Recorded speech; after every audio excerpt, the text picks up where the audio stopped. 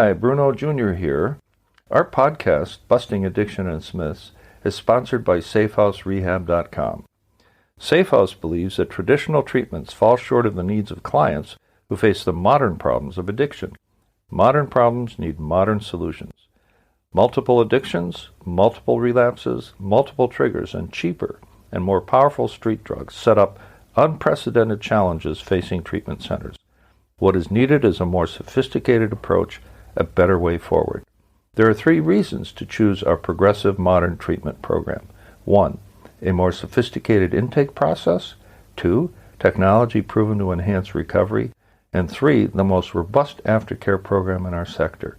To learn more, visit us at SafeHouseRehab.com.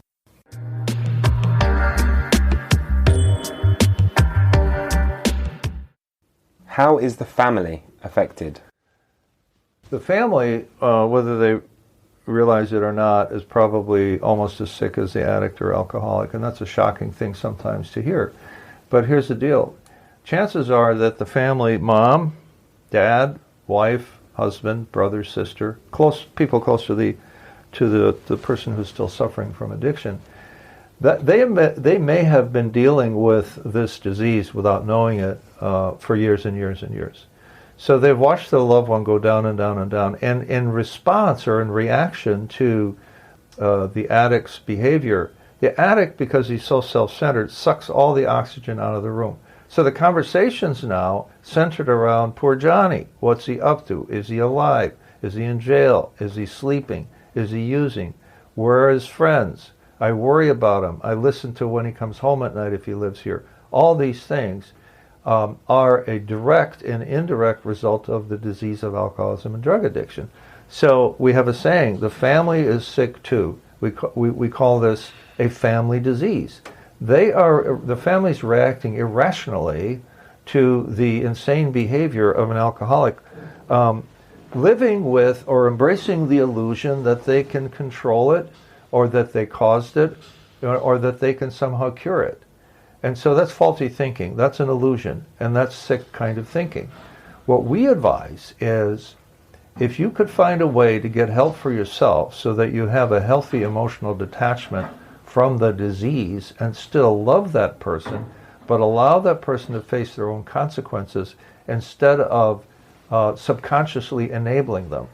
Example, I know there's this thing called desperate enabling, which is an extreme case. In her book, Codependent No More, Melody Beatty, and I highly recommend the book, talks about codependency, and she says that an extreme case of codependency is exemplified by parents who actually built an addition to their home and provided free housing to their addict alcoholic son, and also some spending money because, quote, at least he's home with us.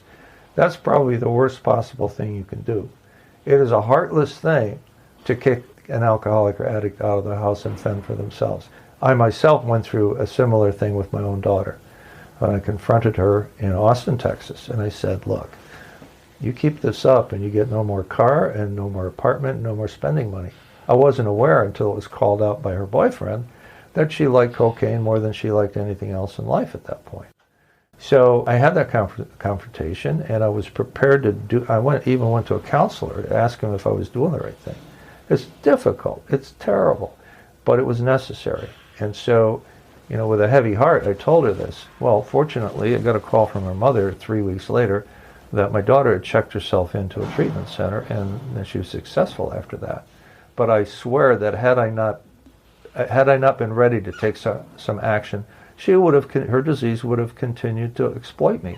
And I was beginning to get as sick as she was until I joined Al-Anon, which taught me how to have a healthy detachment between myself and my well-being, and not be chained to somebody else's well-being in order for me to be okay. I was only okay if she was okay, or if she was okay with me. If she was not okay, I was not okay. That doesn't make sense. I need to be okay with myself first.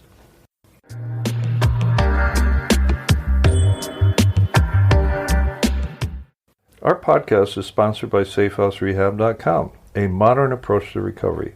To learn more, visit us at SafeHouseRehab.com.